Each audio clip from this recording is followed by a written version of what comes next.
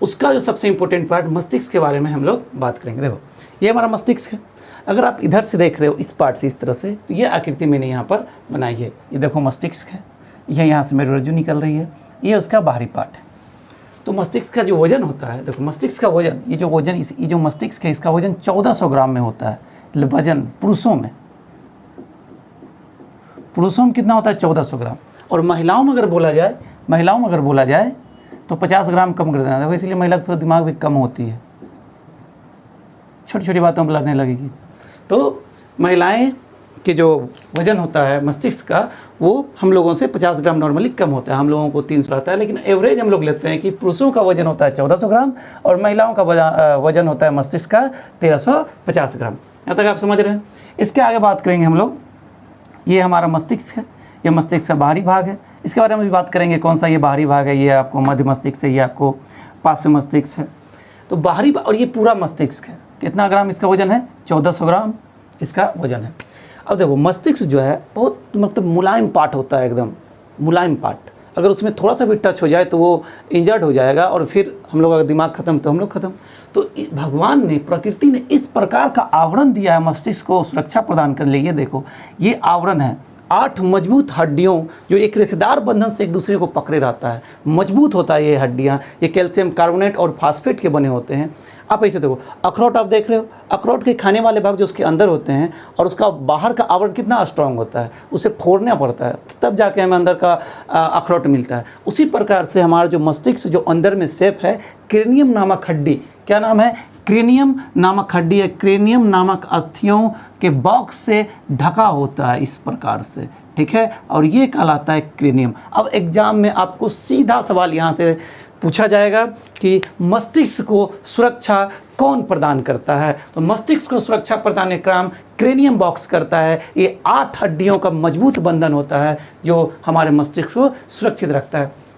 अब देखो इसने तो बाहर से सुरक्षा प्रदान कर लिया, ये हमारा मस्तिष्क बहुत कोमल है। अब इस बीच में जो गैपिंग है, अब मस्तिष्क ऊपर नीचे होगा, हिलेगा डुलेगा, तो मस्तिष्क बहुत कोमल होता है। थोड़ा सा भी उसमें अगर इंजरी हो जाएगा तो हम लोग ऊपर चले जाएंगे या दिमाग काम करना बंद कर देगा। दिमाग काम करना बंद कर देगा तो कुछ भी काम नहीं करेगा। तो इस बात के लिए प्रकृति ने क्रेनियम और मस्तिष्क के बीच में झिल्लियाँ बनाए हैं और इस झिल्ली को बोलते हैं, ये झिल्ली जो रहता है इस प्रकार की झिल्लियाँ होती है, ये झिल्लियाँ आपको मेनिंजाइट कहलाती है। ये झिल्लियाँ क्या कहलाती है? मेनिंजाइट कहलाती है। यानी मस्तिष्क और क्रेनियम के बीच में जो झिल्ली पाई जाती है वो क्या कहलाती है? मेनिंजाइट कहलाती है। अब एग्जाम आपसे सीधा क्वेश्चन पूछा जाएगा मस्तिष्क और क्रेनियम के बीच में कौन सी झिल्लियाँ पाई जाती है, तो आपको मारना है कि मेनिंजाइट नाम की झिल्ली पाई जाती है। और इसी मेनिंजाइट नाम की झिल्ली में अगर थोड़ा सा भी सूजन हो जाए या बैक्टीरियल इन्फेक्शन हो जाए, किसी भी प्रकार का सूजन हो जाए, तो आपको मेनिंजाइटिस करके एक बीमारी हो जाती है, मेनिंजाइटिस। तो मेनिंजाइटिस बीमारी के बारे में जब हम लोग बात करेंगे तो मेनिंजाइटिस को देखेंगे। तो मेनिंजाइटिस नाम की बीमारी हो जाती है किस में? सूजन होने से। तो याद रखना है मेनिंजाइट में अगर सूजन हो गया तो मेनिंजाइटिस नाम की बीमारी हो जाएगी। सर दर्द करने लगा, जगह जगह से बहुत ज़्यादा दर्द करता है मेनिंजाइटिस बीमारी में। तो ये मेनिंजाइट हो गया। मेनिंजाइट भी जो 3 परत में, ये देखो पहला परत, दूसरा परत, उसके ऊपर एक परत, ये 3 झिल्लियों की परत को हम लोग मेनिंजाइट बोलते हैं। और ये 3 झिल्लियों का भी नाम होगा, पहला, दूसरा और तीसरा, तीनों को ओवरऑल तो हमने मेनिंजाइट बोला। अब उसकी जो सबसे बाहरी परत है जो क्रेनियम के साथ लगा हुआ है, उसको हम लोग बोलते हैं डायरोमीटर। क्या बोलते हैं हम लोग? उसे हम लोग बोलते हैं डायरोमीटर। क्या बोलते हैं? देखिए उसे बोलते हैं हम लोग डायरोमीटर। अगर पूछ दिया जाए कि जो मेनिंजाइट करके जो झिल्ली है उसकी सबसे बाहरी परत क्या कहलाती है, अर्थात जो क्रेनियम के साथ टच करती है वो क्या कहलाती है? वो कहलाती है डायरोमीटर। क्या कहलाती है? डायरोमीटर कहलाती है। और ये जो बीच में होती है, बीच वाले को हम लोग एरेक्टिनाइट बोलते हैं। बीच वाले क्या बोलते हैं? एरेक्टिनाइट बोलते हैं। जो सबसे अंदर होता है उसे हम लोग बोलते हैं पायोमीटर। क्या बोलते हैं उसे? हम लोग पायोमीटर बोलते हैं। पायोमीटर सबसे अंदर, सबसे बाहर डायरोमीटर। तो डायोमीटर और पायोमीटर के बीच में एरेक्टिनाइट पाया जाता है। अब देखो ये तो सुरक्षा प्रदान कर रहा है। अब इस तरह से मेनिंजाइट झिल्ली को समझ सकते हो। आपने देखा होगा कि जब कभी हम लोग कुछ शीशे उसे एक आइटम आते हैं बाहर से, तो वो बाहर से तो कार्टून से पैक होता है और शीशे और कार्टून के बीच में देखना एक प्लास्टिक फुला हुआ सा रहता था जिसको हम लोग बचपन में दबाते थे। तो वो उसी तरह की ये भी है कि ये क्या करता है, इसे किसी प्रकार की क्षति ना पहुँचे, क्या कि ये तो ठोस है और ये थोड़ा सा पलपला टाइप का है, तो इस बीच में अगर ये इससे टकराएगा तो ये इंजर्ड हो जाएगा, इसीलिए इस प्रकार की झिल्लियाँ बना दी गई है। तो इसको क्या बोलते हैं, ऊपरी भाग को डायरोमीटर, बीच वाला को अरेक्नाइड और सबसे नीचे वाला को पैरोमीटर बोलते हैं। यहाँ तक आप समझ गए, कोई दिक्कत नहीं है। अब हम लोग बोलते हैं मस्तिष्क के जो पार्ट है उसको हम लोग 3 भागों में बांटते हैं। मस्तिष्क को हम लोग 3 भागों में बांटते हैं। एक होता है अग्र मस्तिष्क, उसके बाद यहाँ पर बीचों बीच होता है उसे बोलते हैं हम लोग मध्य मस्तिष्क, और यहाँ जो पीछे होता है वहाँ होता है पार्श्व मस्तिष्क। अब यहाँ पर देखो, ये आप साइड से देख रहे हो, इस पार्ट से आप देख रहे हो, तो ये जो पार्ट दिख रहा है आपको, ये वाला पार्ट, ये आपका कौन सा है, ये कहलाएगा आपको, लिख देते हैं यहाँ पर, ये कहलाता है आपको अग्र मस्तिष्क। क्या कहलाता है, अग्र मस्तिष्क कहलाता है। ये पार्ट क्या कहलाता है, अग्र मस्तिष्क कहलाता है, अग्र मस्तिष्क। और यहाँ पर जो पार्ट होता है, ये देखो एकदम बीचों बीचों ये वाली पार्ट है, ये कहलाती है आपका मध्य मस्तिष्क। क्या कहलाता है, मध्य मस्तिष्क। फोर ब्रेन, मिड ब्रेन, और ये आपको हिंड ब्रेन जो है सबसे लास्ट में, ये देखो यहाँ पर आपका है हिंड ब्रेन। ठीक है, ये आप समझ पा रहे होंगे। ये तीनों है हमारा मस्तिष्क, 3 पार्ट में बांटा जाता है, अग्र मस्तिष्क, मध्य मस्तिष्क, पश्चिम मस्तिष्क। ये रहा आपका अग्र मस्तिष्क, ये रहा मध्य मस्तिष्क, ये रहा प्रमस्तिष्क। अब इन तीनों पार्ट को भी हम लोग बांटते हैं। जो अग्र मस्तिष्क है, जो ये वाला पार्ट देख रहे हैं, ये क्या है, अग्र मस्तिष्क सबसे ऊपर है और सबसे बड़ा भाग भी यही कवर, आपको यहाँ पर भी दिखाई दे रहा होगा। सबसे बड़ा पार्ट को कौन कवर कर रहा है, अग्र मस्तिष्क। अग्र मस्तिष्क 4 पार्ट में बंटते हैं। पहला पार्ट होता है सेरेब्रम, इसको प्रमस्तिष्क भी बोलते हैं। क्या बोलते हैं, प्रमस्तिष्क भी इसको बोलते हैं, सेरेब्रम या प्रमस्तिष्क बोलते हैं। ये हमारा मस्तिष्क का सबसे बड़ा पार्ट है। मस्तिष्क का जो सबसे बड़ा पार्ट है उसे हम लोग बोलते हैं प्रमस्तिष्क। लगभग 66 से 67%, यदि 65 से 70% के बीच का जो एरिया कवर करता है वो सेरेब्रम करता है। और सेरेब्रम से 2 क्वेश्चन आते हैं। एक तो आपको सबसे इंपॉर्टेंट आएंगे कि सबसे बड़ा मस्तिष्क का सबसे बड़ा पार्ट कौन है, तो आप बोलोगे सेरेब्रम है। सिर्फ सबसे बड़ा पार्ट ही नहीं है, सबसे ज़्यादा फंक्शन कौन करता है, मस्तिष्क का कौन सा पार्ट सबसे ज़्यादा फंक्शन करता है, तो वो भी आपका कौन है, तो वो आपका है सेरेब्रम। तो सबसे ज़्यादा फंक्शन हो गया और सबसे बड़ा भी हो गया सेरेब्रम। इसके अलावा जो इसके कुछ इंपॉर्टेंट कार्य है वो आप देखोगे, तो जितनी भी ऐच्छिक क्रियाएँ होती है सेरेब्रम, जितनी भी ऐच्छिक क्रियाएँ, कौन सी क्रियाएँ, ऐच्छिक क्रियाएं, ऐच्छिक क्रियाएं क्या, जो भी जैसे अभी हम आपको पढ़ा रहे हैं, सोच समझ के पढ़ा रहे हैं, आप हमको देख रहे हैं, सोच समझ के देख रहे हैं, ऐसे नहीं अपने मन से देख रहे हैं। जो भी हम लोग सोचते हैं, समझते हैं, तर्क लगाते हैं, अपना जो बुद्धि, किसी का बुद्धि तेज होता है, कोई फास्ट लर्नर होता है, कोई स्लो लर्नर होता है, ये सारी चीज़ किस पे डिपेंड करती है, वो सारी चीज़ आपको सबसे बड़ा भाग जो सेरेब्रम होता है। अगर कोई पढ़ने में तेज है तो क्या कहलाएगा, उसका कौन सा भाग सबसे तेज है, तो सेरेब्रम उसका बहुत फास्ट है। अगर भोंदा है तो सेरेब्रम उसका क्या है, स्लो है। अब देखो, कोई घूमता है फिरता है फिर भी पढ़ लेता है, 2 घंटा पढ़ता है और दिन भर की एनर्जी ले लेता है, दिन भर का पढ़ाई उसका कंप्लीट हो जाता है 2 घंटे में। और कुछ होते हैं दिन भर पढ़ते हैं फिर भी उसे कुछ नहीं आता। तो इसका मतलब है कि जो 2 घंटे में पूरा पढ़ाई कंप्लीट कर लेता है, लंबे समय तक याद रखता है, उसका क्या मजबूत है, सेरेब्रम मजबूत है। तो जितनी भी ऐच्छिक क्रियाएं हैं जो सोच समझ कर किया जाता है, जैसे आपका एम्बिशन हुआ कि अभी हम जॉब ले लेंगे, उसके बाद क्या करेंगे, घूमने जाएंगे, कहाँ, गोवा। सोच रहे हैं, कौन सोचा, दिमाग सोचा। सोचने की क्रिया, जितना भी सोचना, क्या ऐच्छिक क्रिया है, सोचना, चिंतन, यादाश्त, ये सब कौन डिपेंड करता है, ये सब सेरेब्रम होता है। सोचना, चिंतन, यादाश्त। आपका जो एम है कि हमको क्या बनना है, जो भी जॉब लेना है, एम हो गया, यादाश्त हो गया, सबसे ज़्यादा कार्य यही करता है। तो ये सब सोचना, चिंतन, यादाश्त, मंथन, तर्क, बुद्धि, ये सब किसके अंतर्गत आते हैं, सब सेरेब्रम में आते हैं। अब यहाँ से क्वेश्चन पूछा जाएगा, हम कहाँ से सोचते, सोचना, मस्तिष्क का कौन सा पार्ट सोचने का कार्य करता है, कौन सा पार्ट सोचने का कार्य करता है, तो आपको मानना होगा कि जो सबसे बड़ा पार्ट है सेरेब्रम, सबसे ज़्यादा कार्य भी करता है, सबसे बड़ा पार्ट भी है, सोचने का कार्य करता है, तर्क लगाता है, मंथन करता है, चिंतन करता है, यादाश्त रखता है। ये सारे कार्य कौन करते हैं, सेरेब्रम करते हैं। दूसरा इंपॉर्टेंट उसे कहते हैं थैलमस। कौन सा, थैलमस। देखो, थैलमस और हाइपोथैलमस, देखो थैलमस और हाइपोथैलमस, थैलमस के ठीक नीचे रहता है। अगर यहाँ पर देखो तो ये जो पार्ट है आपको हाइपोथैलमस है। यहाँ पर देखो, यहीं पर लगा हुआ आपको पिट्यूटरी ग्लैंड रहता है और ये हाइपोथैलमस रहता है, ये वाला एरिया थैलमस का रहता है। तो थैलमस का क्या कार्य है, हम लोगों को जो बाहरी संवेदनाएं होती है, जैसे अभी मैंने इसी करके बोर्ड को इसी करके टच किया तो बोर्ड हल्का गर्म हमको जो फील देगा। अगर बोर्ड गर्म हो चुका होगा तो हमें लगा कि नहीं अभी ठंडा लग रहा है, तो हमें फील हो रहा है कि ठंडा है। अब गर्म होगा तो गर्म। अभी मान लो कि यहाँ का एटमॉस्फेयर जो है वो थोड़ा सा ज़्यादा है, देखो पसीने आ रहे हैं। तो ये क्या, यहाँ का तापमान हमको बता रहा है, यानी बाहरी संवेदनाओं से जो हमें बात करवाता है। अभी किसी लड़की ने आपको इसे करके टच किया, अरे बाप, फीलिंग आई आपको, तो वो फीलिंग यानी बाहरी संवेदनाओं से जो आपको परिचित करवाता है वो कार्य है किसका, थैलेमस का। यानी ताप, ठंडा का बाहरी अनुभूति,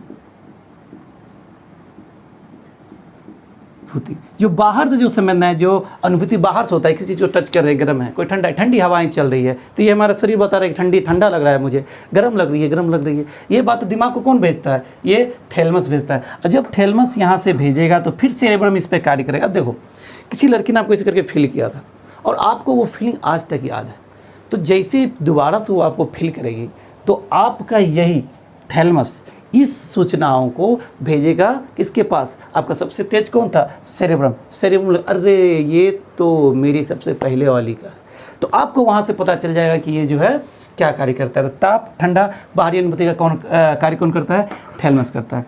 अब बात करेंगे हाइपोथैलेमस, ये बहुत इंपॉर्टेंट है। हाइपोथैलेमस, इसका जो कार्य है, सबसे पहले इसको देखो, ताप। अब देखो आप बोलोगे ताप, तो अभी मैंने इसमें भी ताप का बात किया, इसमें भी ताप का बात किया। ये बाहरी तापमान से हम लोगों को परिचित करवाता है थैलेमस, कि बाहर में कैसा तापमान है, हमारा शरीर गर्मी, ठंडा, बाहरी संवेदनाओं से परिचित कराता है। लेकिन हमारा अंदर का शरीर जो है वो हमेशा 37 डिग्री बना रहे, यानी हमेशा उसमें उसके टेम्परेचर को, इंटरनल टेम्परेचर को कौन मेंटेन करता है, तो इंटरनल टेम्परेचर को आपको हाइपोथैलेमस मेंटेन करता है। ये एग्जाम में कई बार क्वेश्चन आए हुए हैं कि तापमान को, शरीर के आंतरिक तापमान को कौन मेंटेन करता है, तो थैलेमस रहता है। अब देखो एक एग्जांपल लेता हूँ, आप मान लो कि अभी फ्रिज एसी रूम में है, एसी रूम में आपके शरीर पूरा ठंडा हो चुका है, अब आपको बाहर जाना है, बाहर कैसे गर्मी है, तो जब भी आप एसी रूम से निकल के बाहर जाते हो तो आपको थोड़ा, कभी आप दिमाग लगाओ तो आपको टॉयलेट लगता है।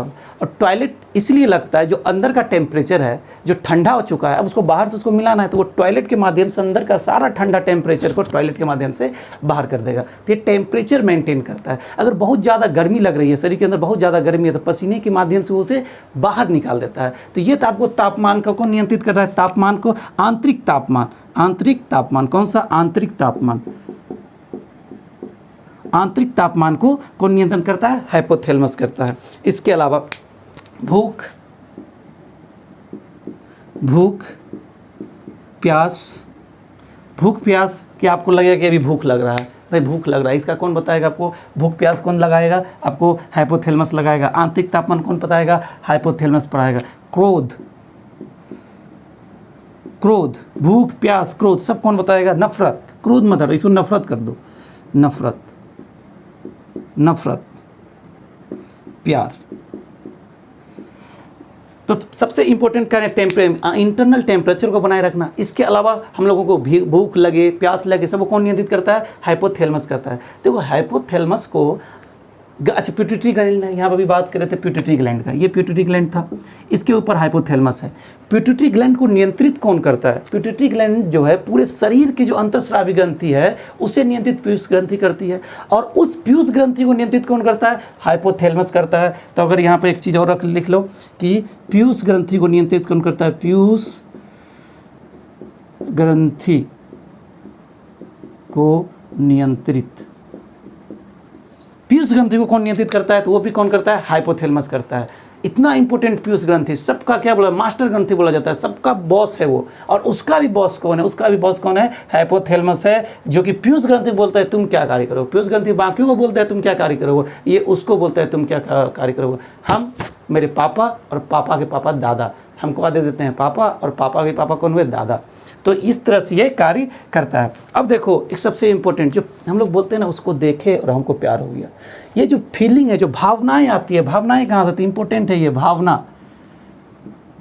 भावना कहाँ से आती है, जो इमोशंस हैं, कि किसी को देखे हमको प्यार हो गया। ये प्यार किसी तरह का हो सकता है, भाई भाई का प्यार होता है, गर्लफ्रेंड बॉयफ्रेंड का प्यार होता है, कि उसको देखे, और जहाँ आप थोड़ी देर ज़्यादा देख दोगे तो आपके अंदर जो हाइपोथैलेमस होता है वो बहुत ज़्यादा सक्रिय हो जाता है। पुरुषों में हाइपोथैलेमस बहुत ज़्यादा होता है। आप अगर चाय पी रहे हो, चाय पीते पीते कोई दिख गई, और दिखने के साथ आपको 7 मिनट तक आपने उसे देखा, 7 सेकंड तक आपने उसे देखा, फिर आपकी भावनाएं अंदर से बोलेंगे ओहो काश मेरी होती, तो ये जो भावना है, जितना भी भावना है, प्यार, प्यार कहाँ से होता है? भावनाओं का निर्माण कहाँ से होता है? हाइपोथैलेमस से। जो आपने पढ़ा है कि हार्ट बीट धक धक कर रहा है, ये वो प्यार दिल से होता है, दिल से नहीं होता भैया। प्यार तो हाइपोथैलेमस से होता है। किससे होता है प्यार मोहब्बत? किससे होता है? हाइपोथैलेमस से होता है। भूख प्यास कौन नियंत्रित करता है? हाइपोथैलेमस नियंत्रित करता है। आंतरिक तापमान को कौन बनाए रखता है? हाइपोथैलेमस बनाए रखता है। तो इस तरह से अगर हाँ, अगर प्यार है तो नफरत भी होगी। हम उसको कभी देखना नहीं चाहते अपनी ज़िंदगी में, अब हम कभी देखना नहीं चाहते। ये कार्य भी कौन करेगा? तो जब भावना है ना, किसी से नफरत करना, ये भी भावना है, तो नफरत भी कौन करेगा? ये भी याद रखना, ये नफरत का कार्य भी हाइपोथैलेमस करेगा। प्यार मोहब्बत का तो कार्य करता ही है। तो याद रखना, अब अगर कोई बोले कि मुझे तुम पर दिल आ गया है, तो बोला दिल नहीं आया भैया, तेरा हाइपोथैलेमस आ गया है। लड़कियों के लिए खासकर है, बोले दिल उल कुछ नहीं होता, यहाँ कार्य हाइपोथैलेमस करता है। तो ये आप समझ गए होंगे अच्छी तरह से हाइपोथैलेमस। इससे एग्जाम में बहुत ज़्यादा बार क्वेश्चन पूछे जाते हैं, ठीक है, कि ताप को, आंतरिक ताप को कौन नियंत्रित करता है? प्यार, भूख, नफरत, भावनाएं, ये सब कौन नियंत्रित करता है? ये प्यूटिटरी ग्रंथि यानी पीयूष ग्रंथि को कौन नियंत्रित करता है? वो भी यहाँ पे देखो थैलेमस ग्रंथि जो है वो इसको नियंत्रित करता है, ठीक है। अब बात करें हम लोग घ्राणपिंड। घ्राणपिंड क्या होता है?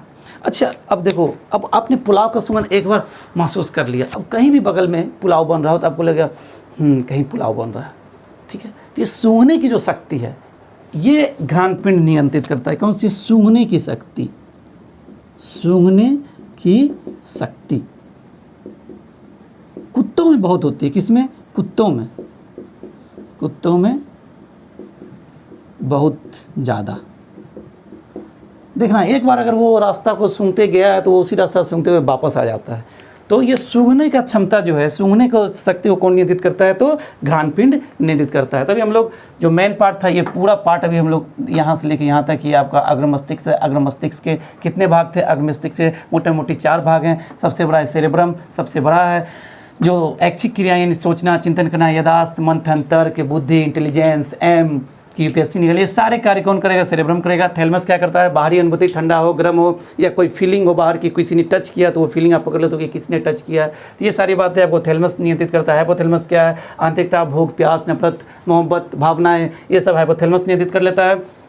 घ्राणपिंड क्या करता है? सूंघने के कार्य कौन करता है? घ्राणपिंड सूंघने की शक्ति विकसित कर देती है। कौन? घ्राणपिंड विकसित कर देती है। अब बात करेंगे हम लोग मध्य मस्तिष्क के, इस वाले पार्ट का बात करेंगे मध्य मस्तिष्क में। देखो, अगर आप इसके लोकेशन देखो तो ये कहाँ है? एक तो इसके और इसके बीच, इसके और इसके बीच है। तो ये जो सेरिब्रल है, ये एक तरह से इसका यही कार्य है कि प्रमस्तिष्क यानी अग्र मस्तिष्क को मस्तिष्क के अन्य पार्ट, ये इससे जोड़ने का कार्य कौन करता है? सेरेब्रल पेंडिकल करता है। मतलब कि इसको इस तरह से लिख लो कि अग्र मस्तिष्क एवं अन्य मस्तिष्क एवं पार्श्व मस्तिष्क एवं अन्य भाग को जोड़ने का कार्य करता है, ठीक है। ये है बीच में है तो इसको इससे जोड़ रहा है, इसको इससे जोड़ रहा है, इसको इससे जोड़ रहा है, इससे इससे जोड़, इससे, तो जोड़ने का कार्य, सेरेब्रल पेंडिकल का मेन कार्य क्या है? ये जोड़ने का कार्य करता है, ठीक है, समझ गए। अब है कार्पोरा क्वाड्रिजेनम, यहीं पर एक पार्ट होता है मध्य मस्तिष्क का, एक पार्ट, उसको बोलते हैं कार्पोरा क्वाड्रिजेनम। देखो, कार्पोरा क्वाड्रिजेनम क्या है? जब भी हम लोग आँखों से किसी चीज़ को देखें, तो आँख से किसी को देखे और वो मध्य मस्तिष्क से होते हुए प्रमस्तिष्क, अग्र मस्तिष्क के पास पहुंचा और अग्र मस्तिष्क बोला, अरे ये तो वही है जिससे मैंने आज से 5 साल पहले कॉलेज टाइम में मेरी क्रश हुआ करती थी, ये तो वही है। तो ये आँखों से देखें, अनुभूति को लेकर मध्य मस्तिष्क से प्रमस्तिष्क तक ले जाने का कार्य कौन करेगा? ये करेगा आपको कार्पोरा क्वाड्रिजेनम, यानी देखने एवं सुनने का। जैसे आपके पापा आपको बाहर से चिल्लाते हैं, आप देख के समझ जाओ तो कि आवाज़ इधर साइड से आ रही है और ये आवाज़ किसकी है? ये मेरे पापा की आवाज़ है। तो तो ये सुनने का, जब देखो एक बार आप मेरी आवाज़ सुन लिए हो और फिर कभी भी आप मेरी आवाज़ सुनते हो तो आप पकड़ लेते हो, तो ये कार्य किसका है? कार्पोरा कोर्टिजिनम का देखने एवं सुनने के कार्य को नियंत्रित करता है कार्पोरा कोर्टिजिनम। लेकिन एक बात याद रखना, सिर्फ यही देखने और सुनने का काम नहीं करता है, बाकी यानी पार्ट भी हैं जो कि देखने और सुनने में इंपॉर्टेंट भूमिका निभाते हैं। लेकिन मस्तिष्क का कौन पार्ट देखने और सुनने में की भूमिका निभाती है, तो हमारा है कार्पोरा कोर्टिजिनम। ठीक है, इतना आप समझ गए होंगे।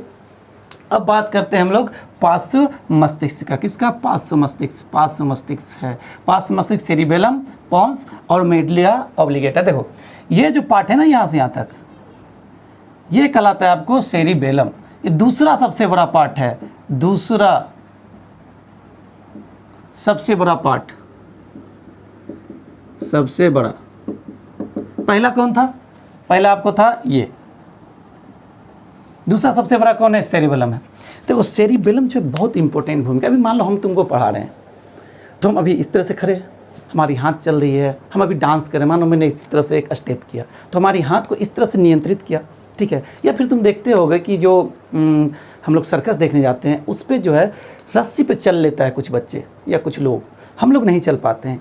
ये जो बैलेंस बनाने का कार्य है, जो बैलेंस बनाने का कार्य वो करता है सेरिबेलम। हम लोग दौड़ते हैं, दौड़ते दौड़ते कभी अचानक से गिरने लगते हैं, किसी चीज़ में हम टकरा गए और गिरने लगे, गिरते गिरते फिर हम संभल जाते हैं, तो किसने बैलेंस बनाया? सेरिबेलम ने। दौड़ते हैं तो इस तरह से हम एक स्टाइल में दौड़ रहे हैं, तो ये जो दौड़ने की जो नियंत्रित कर रहा है, कौन नियंत्रित कर रहा है? तो वो नियंत्रण कर रहा है कौन? वो कर रहा है सेरिबेलम। यानी कि क्या बोला जाए इसको, संतुलन बनाने में, संतुलन, इसका मेन कार्य क्या है? संतुलन बनाने में। संतुलन, शरीर का संतुलन, संतुलन किसका? शरीर का, शरीर का संतुलन। शरीर का संतुलन कौन बनाता है? सेरिबेलम। कि हमारा कितना स्पीड में हम दौड़ रहे हैं, कितना इसमें नियंत्रित करना है, कितना हम गिर जाएंगे, कितना हम नहीं गिरना है, ये सारे कौन कर रहा है? ये जो संतुलन बनाने का कार्य कर रहा है वो कर रहा है हमारा सेरिबेलम कर रहा है। तो अगर आप जो कभी शराबी लोग को देखते होंगे, शराब पीने के बाद वो इस तरह से टल्ली हो जाता है, तो उसका सेरिबेलम इफेक्ट हो जाता है। सेरिबेलम काम करना कुछ देर के लिए कम कर देता है। जब ये कम कर देगा कार्य करना, तो क्या हो जाएगा कि आपका शरीर पर नियंत्रण नहीं होगा, आप नाले में गिरे पड़ोगे, रोड पे गिरे पड़ोगे, कहीं भी गिरते पड़ते रहोगे। इसीलिए बोलते हैं भैया शराब पीना है क्यों, जब सेरिबेलम काम करना बंद कर दे। तो ये हो गया आपको संतुलन शरीर का कौन बनाता है? सेरिबेलम बनाता है। जब हम लोग छोटे बच्चे होते हैं तो हमारा सेरिबेलम थोड़ा कम काम करता है, इसीलिए हम जब छोटे होते हैं तो वो हम ज़्यादा चल नहीं पाते, गिर जाते हैं, क्योंकि उसमें हमारा सेरिबेलम मजबूत नहीं हुआ होता है। और जब हम लोग बड़े होते जाते हैं तो फिर सेरिबेलम मजबूत हो जाता है, और जब बुजुर्ग हो जाते हैं तो फिर सेरिबेलम क्या होने लगता है? कमज़ोर होने लगते हैं। तो ये सेरिबेलम का मूल रूप से कार्य है।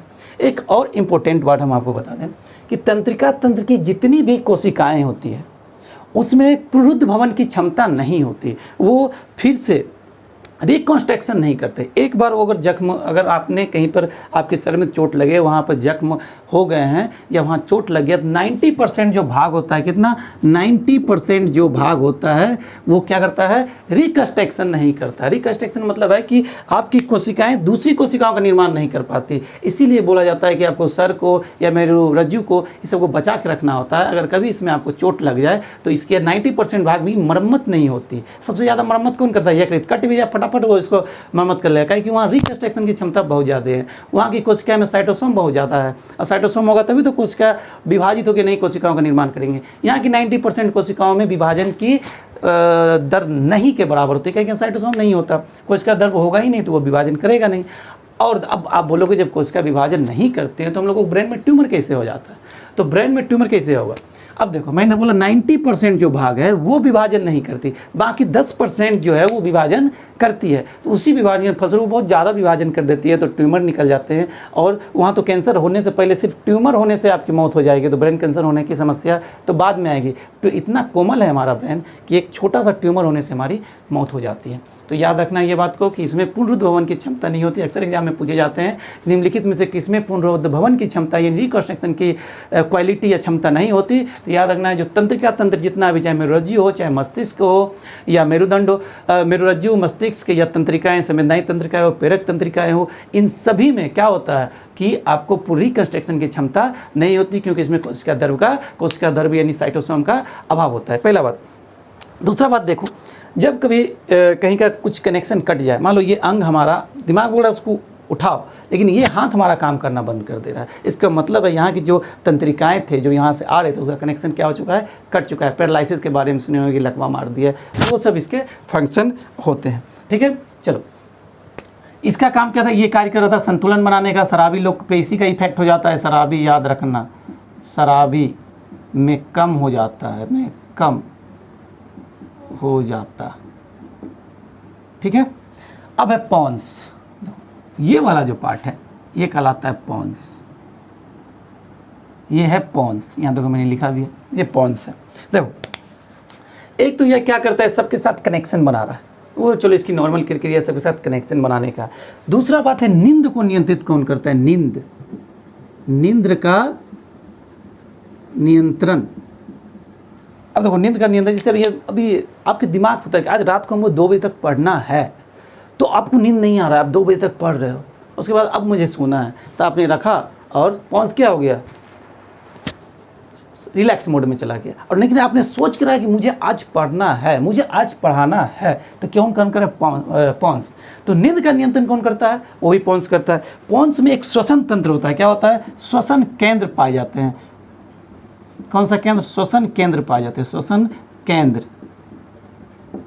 न्यूरोटॉक्सिक सेंटर होते हैं इसमें, न्यूरोटॉक्सिक सेंटर नहीं, श्वसन केंद्र पाए जाते हैं। अब ये श्वसन केंद्र का क्या कार्य है, अब ये सोचो, जैसे पढ़ाते पढ़ाते अभी हमको ज़्यादा ऑक्सीजन की ज़रूरत हो रही है क्योंकि मैं ज़्यादा बोल रहा हूँ, तो हम एक बार ऐसे समझते हैं, तो कितनी मात्रा हमको अभी शरीर में ऑक्सीजन की ज़रूरत है, वो भी कौन नियंत्रित कर रहा है, आपको पॉन्स नियंत्रित कर रहा है।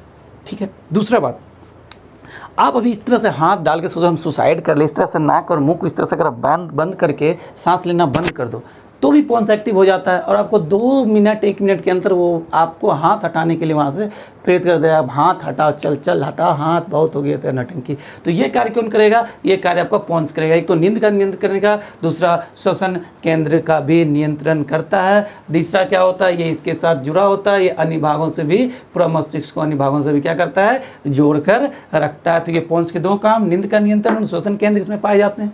ठीक है। अब बात करेंगे मेंडुला ऑब्लिगेटा का। जो मेंडुला ऑब्लिगेटा होता है, इससे बहुत इम्पोर्टेंट है जितनी भी अनैच्छिक क्रियाएं हैं। कौन सी क्रिया, अनैच्छिक क्रियाएं। देखो यहाँ भी हम बात कर रहे थे, यहाँ ये था ऐच्छिक क्रियाओं का और ये था अनैच्छिक क्रियाओं का। ठीक है। ऐच्छिक और अनैच्छिक क्रिया, तो जो अनैच्छिक क्रियाएं हैं वो कहाँ से कंट्रोल होता है, मेडुला ऑब्लिगेटा से कंट्रोल होता है। अब अनैच्छिक क्रियाएं क्या होती है, जैसे देखो अभी हम लोगों के अंदर जो श्वसन हो रहा है, हमारी इच्छा में है क्या, जो अंदर श्वसन हो रहा है, जो हमारा हार्ट बीट बढ़ा हुआ है, वो हमारी अंदर है क्या, कि जो हार्ट बीट बढ़ा हुआ है वो क्यों बढ़ा हुआ है, अनैच्छिक क्रिया है। पाचन कैसी क्रिया है, अनैच्छिक क्रिया है। श्वसन कैसी क्रिया है, अनैच्छिक क्रियाएं हैं। हार्ट बीट का बढ़ जाना कैसी क्रिया है, अनैच्छिक क्रिया है। तो यहाँ लिख लो कौन सा, पाचन, श्वसन, पाचन, श्वसन, हृदय की धड़कन, हृदय धड़कन, छींक आना, ठीक है, हिचकी आना, ठीक आना, हिचकी आना, ये सब कैसी क्रियाएं हैं, ये सब अनैच्छिक क्रियाएं हैं और इसका नियंत्रण मेडुला ऑब्लिगेटा करता है। यहाँ अक्सर एग्जाम में क्वेश्चन पाया जाता था, SSC 2015 में एक बार क्वेश्चन आया था कि शरीर में श्वसन को कौन, जितने भी उपापचयिक क्रिया हो गए, श्वसन को कौन नियंत्रित करता है, मेडुला ऑब्लिगेटा करता है। पाचन को कौन नियंत्रित करता है, मेडुला ऑब्लिगेटा करता है। छींक आना, हिचकी आना, अनैच्छिक क्रिया हमारे बस में नहीं होता, हो रहा है, अभी मैं बोल रहा हूँ, हमारी श्वसन चल रहा है, क्या हमारे बस में क्या है उसे रोकना या उसे ये करना। पाचन, आपने खाना खाया, अंदर में पाचन हो रहा है, अब वो पाचन हो नहीं हो, उल्टी हो, वोमिटिंग हो, पेट खराब हो, ये सारी क्रियाएं हमारे बस में तो नहीं होती ना। तो ये सारी क्रियाएं अनैच्छिक क्रियाओं के अंतर्गत आती है, जिसको हम लोग क्या बोलते हैं, मेडुला ऑब्लिगेटा इसको नियंत्रित करता है। देखो अच्छा, उपापचयिक क्रिया क्या होती है आपको पता है, अब मेटाबॉलिज्म सुना, anabolism, catabolism, catabolism, anabolism, overall को बोलते हैं मेटाबॉलिज्म। देखो जब किसी चीज़ का निर्माण हो रहा होता है, जैसे मान लो 20 अमीनो एसिड मिलने से एक प्रोटीन बना, तो क्या हुआ, 20 अमीनो एसिड से एक प्रोटीन बन रहा है, जिससे क्या हुआ है, निर्माण हो रहा है। जो निर्माण की क्रिया को जो तीव्र कर देता है उसे बोलते हैं एनाबॉलिक, क्या बोलते हैं, एनाबॉलिक। और जो टूटने की क्रिया होती है, ठीक है, जैसे भोजन गया और वो पाचन में क्या होता है, टूटते जाता है, सरल टुकड़ों में टूटता जाता है, तो वो क्या कहलाता है, कैटाबॉलिक। और इसको हम लोग सम्मिलित रूप से बोलते हैं मेटाबॉलिक। ठीक है। तो ये मेटाबॉलिक को कौन नियंत्रित करता है, तो मेडुला ऑब्लिगेटा। ये मैंने यहाँ पर पाचन श्वसन करके लिखा है, यहाँ मैंने समझाने के बोला उपापचय क्रिया, क्या, उपापचय क्रिया, उपापचय क्रिया, उपापचय क्रिया कौन नियंत्रित कर रहा है, उपापचय क्रिया को तो मेंडुला ऑब्लिगेटा कर रहा है। एक बार फिर से हम लोग रिवीजन कर लेते हैं। ये है हमारा मस्तिष्क, इसको क्रेनियम नामक बॉक्स सुरक्षा प्रदान करता है, 8 मजबूत हड्डियों का बना होता है। इसके बीच में झिल्लियाँ पाई जाती हैं जिसे मेनिंजाइट बोलते हैं। इसी मेनिंजाइट में सूजन या वायरल इन्फेक्शन से थोड़ा सा क्षति पहुंच जाता है, तो उसे बोलते हैं मेनिंजाइटिस हो गया। इसे क्या हो गया? मेनिंजाइटिस हो गया है। तो इस जो मेनिंजाइटिस होते हैं उसके 3 परत होते हैं। सबसे ऊपर वाले परत को हम लोग क्या कहते हैं? उसको बोलते हैं डायरोमीटर, सबसे नीचे वाला को पायोमीटर और बीच वाला को एक्विनाइड बोलते हैं। इसके बीच में एक इंपॉर्टेंट छूट गया था कि इसके बीच में क्या है? कुछ द्रव पाए जाते हैं, उसको बोलते हैं प्रमस्तिष्क मेरु द्रव्य। प्रमस्तिष्क मेरु द्रव्य क्या बोलते हैं? प्रमस्तिष्क मेरु द्रव्य। अब देखो इसके कार्य देख लो। प्रमस्तिष्क मेरु द्रव्य क्या करता है? यहाँ पर कुछ इस प्रकार के लिक्विड पाए जाते हैं, ठीक है। जितना भी पोषण मिलता है ना, इसका कार्य कहाँ लिख दूं? यहाँ पर पोषण और क्या करता है? उत्सर्जन, पोषण उत्सर्जन। जितना भी मस्तिष्क को पोषण कौन देता है? तो यही प्रमस्तिष्क मेरुद्रव, सेरिब्रो स्पाइनल फ्लूइड इसको बोलते हैं, सेरिब्रो स्पाइनल फ्लूइड यानी प्रमस्तिष्क मेरुद्रव। ये पोषण, मस्तिष्क को पोषण देने का कौन कार्य करता है? तो यही करता है प्रमस्तिष्क मेरुद्रव। और अब कोशिकाएं हैं तो कुछ अपशिष्ट पदार्थों का क्या करेगा? उत्सर्जन करेगा। तो उत्सर्जन भी कौन, उत्सर्जन को भी लेके बाहर कौन जाता है? तो ये लेके जाता है कौन? आपको प्रमस्तिष्क मेरुद्रव, ठीक है। तो प्रमस्तिष्क मेरुद्रव 2-3 क्रिया हो गई। एक तो पोषण और उत्सर्जन कर रहा है। मेनिंजाइटिस का क्या कार्य है? मस्तिष्क को सुरक्षा प्रदान करना है, ठीक है। मस्तिष्क को उठा के रखना है, उत्प्लावन करके रखना है। ये दोनों कार्य मेनिंजाइट का हो गया। आपने प्रमस्तिष्क मेरुद्रव यानी सेरिब्रो स्पाइनल फ्लूइड के बारे में जान गए हैं कि ये क्या होता है? द्रव टाइप का होता है जो पोषण और उत्सर्जन यानी पोषण दे रहा है मस्तिष्क को, और अपशिष्ट पदार्थ यानी उत्सर्जित पदार्थ को बाहर भी लेके जाके कौन करेगा? प्रमस्तिष्क मेरुद्रव करेगा, ठीक है। डेरोमीटर, एक्नाइड, पायरोमीटर आप समझ गए हैं। ये सबसे बड़ा पार्ट अग्र मस्तिष्क है, ये सबसे बड़ा पार्ट है। अग्र मस्तिष्क हम लोग 4 भाग में बांटते हैं। सेरेब्रम सबसे बड़ा भाग है। देखो अब हम लोग बात करते हैं जो हमारा मेरुरज्जु है। इससे पहले हमने मस्तिष्क के बारे में समझा। केंद्रीय तंत्रिका तंत्र का 2 पार्ट है, एक मस्तिष्क और दूसरा मेरुरज्जु। मस्तिष्क का हमने उसका पूरा वर्णन कर लिया। अब बात करते हैं हम लोग मेरुरज्जु को। देखो ये देखो इसके ठीक पीछे से ये देखो मस्तिष्क, उसमें मैं बताया था कि इस तरह से जो निकला हुआ है, ठीक है। ये है हमारा मेरुरज्जु है। क्या है? ये है हमारा मेरुरज्जु। खोखली बेलनाकार आकृति होती है और इसको भी जैसे वहाँ पर सुरक्षा प्रदान करने के लिए क्रेनियम था। कहाँ पे था? तो अभी मैंने मस्तिष्क वाले में बताया था ना, क्रेनियम मस्तिष्क को सुरक्षा प्रदान करता है। ठीक उसी प्रकार मेरुरज्जु को कौन सुरक्षा प्रदान? मेरुदंड, इसको रीढ़ की आप लोग हड्डी बोलते हैं। रीढ़ की हड्डी इसको क्या कर रहा है? सुरक्षा प्रदान कर रहा है। रीढ़ की हड्डी इसको सही क्या है? मेरुरज्जु है। मेरुरज्जु है, इसको सुरक्षा कौन दे रहा है? रीढ़ की हड्डी इसको सुरक्षा दे रही है। कौन सुरक्षा दे रहा है? रीढ़ की हड्डी। अब देखो इसका मुख्य कार्य क्या है।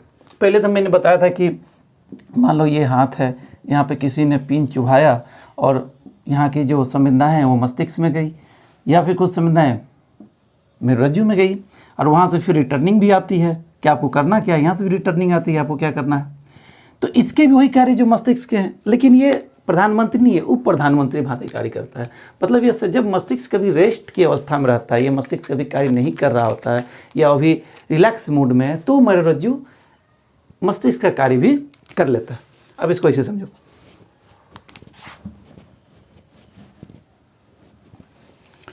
इसका मुख्य कार्य प्रतिवर्ती क्रियाओं का नियंत्रण करना। मुख्य कार्य क्या है?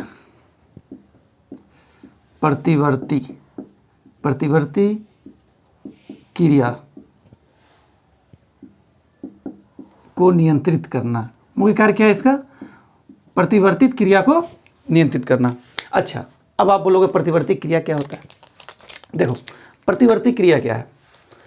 जब कोई चीज़ से मेरी हाथ अभी अचानक बोर्ड पे गई और बोर्ड एकदम हिट था और मैंने छुआ और मुझे हिट लगी, मैंने फटाक से हटाया। मैंने सोचा क्या?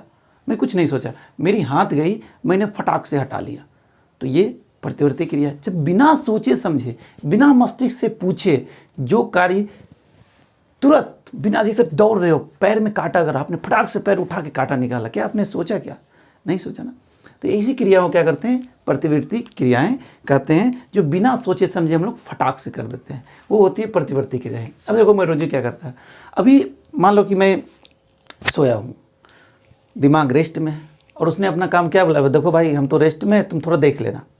तो होता क्या है, अगर किसी ने आपको उठाया और आप अचानक से उठते हो, क्यों, ये रिफ्लेक्स एक्शन है, प्रतिवर्ती क्रिया है कि आप अचानक से उठ गए, बिना सोचे समझे फटाक से उठ गए, तो आप अकबकाक, अच्छा, फिर दिमाग काम करता है, अच्छा तुम हो, फिर नॉर्मल हो जाते हैं। तो बिना सोचे समझे जब कोई कार्य होता है उसे करते हैं प्रतिवर्ती क्रिया।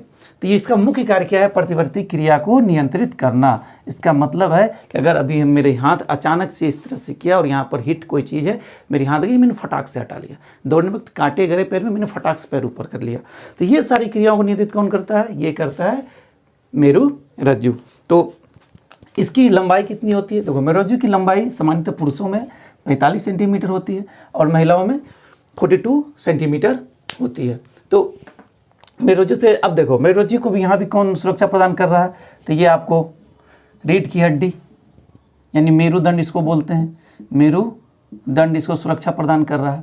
और उसमें बताए थे मस्तिष्क में बीच में कुछ झिल्लियाँ पाई जाती है जो कि इसे बचाती है कि ये हड्डी से टच ना कर जाए, इसमें जख्म ना हो जाए। तो यहाँ पर भी वही सेम चीज़ रहेगा, क्या रहेगा, तो मैनी ज्वाइंट। तो यहाँ पर भी क्या होता है, मैनी ज्वाइंट होते हैं, उसमें इसमें भी 3 परत होंगे, जो वहाँ पर जो मस्तिष्क में 3 परत थे, जो पायोमीटर था, एक्नाइड था या डायरोमीटर था, वो तीनों आपको यहाँ पर भी मिलेंगे। इसमें भी प्रमस्तिष्क मेरुद्रव यानी सेरिब्रोस्पाइनल फ्लूइड यहाँ पर भी पाया जाएगा। जो चीज़ यहाँ पर सुरक्षा दे रही थी वो सारी चीज़ें यहाँ पर भी मेरुरज्जु को सुरक्षा प्रदान करती है। ये आपका हो गया मेरुरज्जु। इसकी क्रिया, अपने प्रतिवर्ती क्रिया को नियंत्रित कौन करता है, सारा काम मेरुरज्जु का होता है। मेरुरज्जु में मेरुतंत्र होते हैं, मेरुतंत्र की संख्या कितनी होती है, तो 31 जोड़ी। अब देखो यहाँ से 31 जोड़ी, इस तरह से 31 जोड़ियाँ यहाँ से, मतलब टोटल कितना 62 नस यहाँ से निकला हुआ है पीठ से, और वो पूरे शरीर में फैला हुआ है। सारी क्रियाओं को, संवेदियों का आना, उसके प्रति रिएक्शन करना, ये 31 जोड़ी यानी 62 संवेदी तंत्रिकाओं के साथ पूरे शरीर में वर्क कर रहा है। जबकि इसके पास कितना होता है, इसके पास 12 जोड़ी ही होते हैं, फिर भी वो इसका हेड है, कम में भी इसका हेड है। ये 12 जोड़ी से पूरे शरीर को नियंत्रित करता है और ये 31 जोड़ी से पूरे शरीर को नियंत्रित करता है। तो आपने मेरुरज्जु को अच्छी तरह से समझ लिया, ठीक है। अब हम बात करते हैं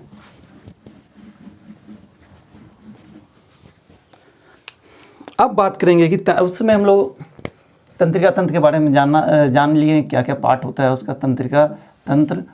देखो यहाँ पर हमने बात किया था, इधर था केंद्रीय और इधर था परिधीय, पेरिफेरल, परिधीय तंत्रिका तंत्र।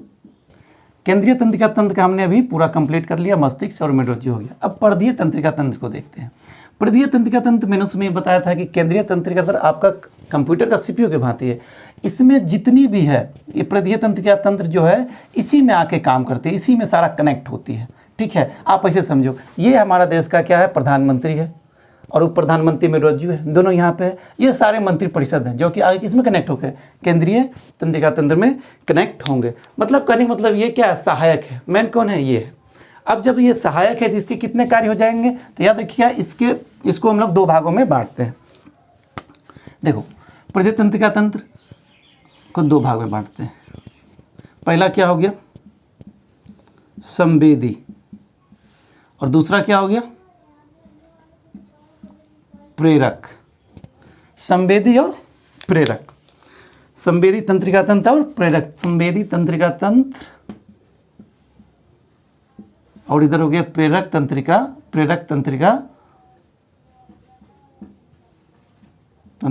तंत्र। अब देखो ये क्या करता है, आपको यहाँ पिन लगा और ये सूचना लेकर जाता है।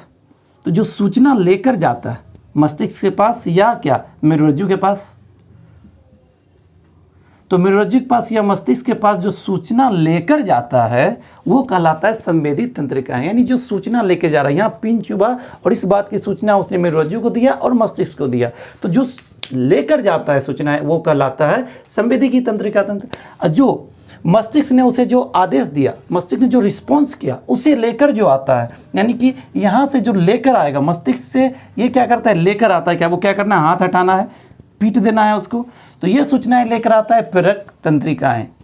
तो क्या हो गया, जो लेकर जाता है वो संवेदी तंत्रिकाएं और जो आदेश को लेकर आता है वो प्रेरक तंत्रिकाएं। देखो प्रेरक जो तंत्रिकाएं हैं ये दो भागों में बढ़ जाएंगे। प्रेरक तंत्रिकाएं लगभग दो भागों में क्या हो जाएंगे, बढ़ जाएंगे। कैसे बढ़ेंगे, देखो अब कुछ चीजें होती है वो ऐच्छिक होती है, ऐच्छिक हो जाएगी कुछ चीजें हो जाएगी क्या हो जाएगी, अनैच्छिक हो जाएंगी। कुछ चीजें अनैच्छिक हो जाएगा। तो ऐच्छिक और अनैच्छिक दो भागों में ये बढ़ जाता है। ऐच्छिक क्या हो गया, जैसे मान लो कि भी आपके हाथ पर चींटी चल रहा है, आप उसे देख रहे हो, दिमाग बोला हटा दो, दिमाग ने बोला उसको हटा दो, आपने गए और इसे फटाक से हटा दिए, तो ये आपने सोचा समझा और हटा दिया, ये हुआ ऐच्छिक। कुछ चीज़ें अनैच्छिक होती है, ठीक है। अब अनैच्छिक कैसे होगी, जैसे अचानक से कुछ हो गया, अचानक से आपके रिजल्ट आ गए, ले आप चाह रहे हैं कि हम नॉर्मल फील करें लेकिन आपके चेहरे पसीने उसीने आने लगेंगे, ये सब अनैच्छिक क्रियाएं हैं। अचानक हाथ आपके जल गया, आपने हाथ फटाक से वापस कर लिया, ये सब अनैच्छिक क्रियाएं हैं। तो प्रेरक तंत्रिका तंत्र दो भाग में बढ़ता है, एक होता है ऐच्छिक और एक होता है अनैच्छिक। जो ऐच्छिक है उसको बोलते हैं कायिक तंत्रिका तंत्र, ठीक है। जो अनैच्छिक होते हैं वो दो भागों में बढ़ते हैं, ठीक है। एक होता है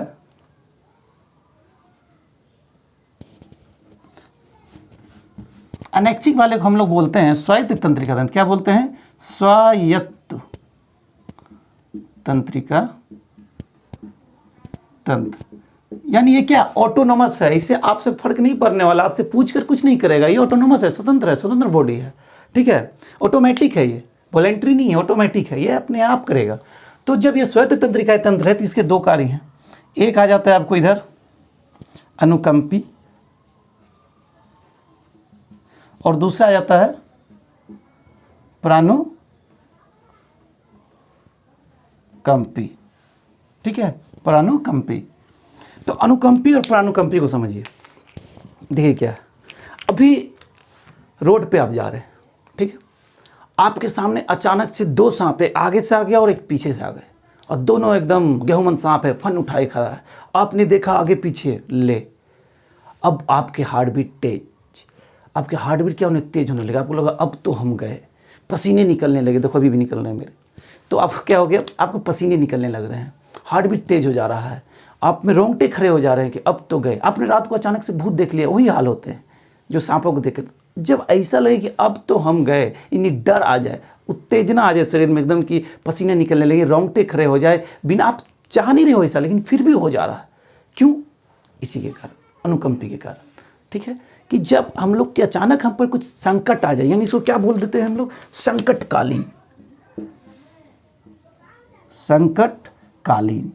या आपातकालीन बोल दो, संकटकालीन ये कार्य करता है। संकट जब भी आएगा तो ये आपसे फटाफट कार्य करना चालू कर दे, पसीने निकलने, रोंगटे खड़ा हो जाना, डर के एकदम इस तरह के हालात हो जाएंगे, ये होता है संकटकालीन। देखो इसका एक दो और एग्जाम्पल हो, अभी रिजल्ट आने वाले हैं आपके, मान लिया आपने जॉब की तैयारी कर रहे हो, आज रिजल्ट आने वाले हैं, आप नहीं चाह रहे हो कि हम सामने वाले को शौक रहे कि हम डरे हुए हैं, लेकिन फिर भी आप पे पसीने आएंगे, आपके आँख एकदम छोटे हो जाएंगे, एकदम डरे से हमेशा लगोगे, यूँ किसके कारण होता है, ये सब अनुकंपित होते हैं। यानी संकटकालीन या आपातकालीन जो नियंत्रण होता है वो आता है अनुकंपी में, और यही चीज़ जब नॉर्मल होने जाएगा, यही संकटकालीन परिस्थिति जो है जब नॉर्मल हो जाएगा, यानी सामान्य हो जाएगा, क्या हो जाएगा, सामान्य हो जाएगा, तो ये कहलाएगा क्या, प्राणुकंपी। यानी अभी आपने अब एग्जाम्पल दिया था, दो सांप आपके दोनों सामने से आगे खड़े हो गए थे, आपने देखा आपकी हालत ख़राब, हृदय बट तेज हो गया, आपके रोंगटे खड़े होंगे, पसीने आने लगे, और आपको अब लगा अब तो हम गए, लेकिन फिर दोनों सांप साइड से चला गया, फिर बच गए, फिर सब कुछ सामान्य हो जाना। तो आपातकालीन यानी संकटकालीन परिस्थितियों में जो होता है उसे अनुकंपी कहते हैं, और जब उससे फिर से नॉर्मल हो जाता है सब कुछ तो वो क्या हो जाता है, सामान्य हो जाता है। तो ये था हमको अनैच्छिक और ये था संकटकालीन। तो इस तरह से जो तंत्रिका तंत्र है ये पूरा हमारा क्लियर हो गया। तो जो तंत्रिकाएँ होते हैं उसका स्पीड क्या होता है, इसका स्पीड होता है 150 मीटर से 200 मीटर प्रति सेकेंड, यानी ये संवेदना का आवेग, संवेदना का आवेग आप समझ रहे हैं, ये क्या है हमारा संवेदना का आवेग है कि अगर यहाँ पे पिन चुभा तो किस स्पीड से जाएगा, तो वो स्पीड जो हमारा होता है 150 मीटर से 200 मीटर प्रति सेकंड के स्पीड से हमारा कार्य करता है। ठीक है, अब देखो जो तंत्रिकाएं हैं वो क्या डायरेक्ट कार्य नहीं करता, ये सहायता लेता है। किसकी सहायता लेता है, पिट्यूटरी ग्लैंड की सहायता लेता है, एड्रेनल ग्रंथि की सहायता लेता है। तो ये क्या बोलता है, तो ये तो आपका हो गया तंत्रिका, और इसने रसायन यानी हार्मोन का सहायता ली, यानी ये दोनों मिलकर कार्य करते हैं। मैंने पहले ही बोला था इसका मेन कार्य कोऑर्डिनेट करना। अब जैसे देखो एड्रेनल से एड्रेनलिन ग्रंथि निकलता है जो कि उत्तेजना के समय क्रोध, भय, रोंगटे खड़े हो जाना, ये सब वो भी करता है और ये भी कर रहा है। तो इसने उसे आदेश दिया अब तेरा टाइम हो गया बेटा, तू अब निकल, तू अब सो मत, अब तेरा काम है, चल निकल। तो इसने उसे क्या किया, ऑर्डर दिया और वो निकलना चालू कर दिया। तो क्या है, कोऑर्डिनेशन है। तो एक तो तंत्रिका है, ऊपर से रसायन, दोनों मिलकर क्या करता है, पूरा शरीर को संतुलित कर देता है। तो ये हमारा था आज का पूरा तंत्रिका तंत्र, जिसमें हमने मस्तिष्क, उसके बाद में रज्जु, उसके बाद तंत्रिकाएं, प्रदीय तंत्रिकाएं क्या होती है, संवेदी तंत्रिकाएं, प्रेरक तंत्रिकाएं, दोनों मिलकर प्रदीय तंत्रिकाएं कहलाते हैं। संवेदी जो होते हैं जो सारे आदेश को लेकर तंत्रिकाओं के पास जाते हैं, और यहाँ से क्या होता है, प्रेरक क्या करता है, जो मस्तिष्क में रुंडू उसको रिप्लाई करेगा, रिस्पॉन्स करेगा, उसको लेकर वापस आता है। उसके बाद जो प्रेरक हुआ है वो दो प्रकार के होते हैं, एक ऐच्छिक होते हैं और एक अनैच्छिक होते हैं। जो ऐच्छिक होते हैं उसे कायिक तंत्रिका तंत्र बोलते हैं, जो अनैच्छिक होते हैं वे सत्य स्वायत्त या ऑटोनोमस बॉडी कहलाते हैं। और स्वायत्त मतलब क्या हो गया, वो आपके अंदर आपके मन से नहीं चलेगा, वो अपना ही सुनेगा, जो उसका मन होगा वही करेगा। उसको हम लोग दो भाग में बांटते हैं, एक अनुकंपी और दूसरा प्रानुकंपी। अनुकंपी में क्या होता है, संकटकालीन आपातकालीन परिस्थितियों में जब हम घिर जाते हैं, जब हमारे रोंगटे खड़े होने, पसीने निकलने, डर जाना, ये सारे कार्य क्या कहलाता है, अनुकंपी कहलाता है। फिर इन सब बातों के बाद जब संकट खत्म हो जाते हैं, जब हम नॉर्मल होना की क्रिया क्या कहलाती है, प्रानुकंपी कहलाती है। अगर आपसे एग्जाम में क्वेश्चन हो जाए कि अचानक विपत्ति आने पर रोंगटे खड़े हो जाना या पसीने निकलने लगना, ये सब किसके कारण होता है, तो अनुकंपी तंत्रिका तंत्र के कारण होता है। अब प्रानुकंपी क्या है, ये होता है कि आपको किस तरह से फिर आप नॉर्मल हुए। देखो एक चीज़ हम इसमें देख लें, कार्य के आधार पर अगर हम देखें, ठीक है, कार्य के आधार पर अगर पूरा तंत्रिका को हम देखना चाहें, ठीक है, तो कार्य के आधार पे भी हम इसको दो तीन भागों में बांटते हैं। एक तो क्या है, संवेदी तंत्रिकाएं, एक होता है प्रेरक तंत्रिकाएं, एक और हम लोग ले सकते हैं उसको बोलते हैं मिश्रित तंत्रिकाएं। ये संवेदना लेकर जा रही है, ये संवेदना लेकर आ रही है।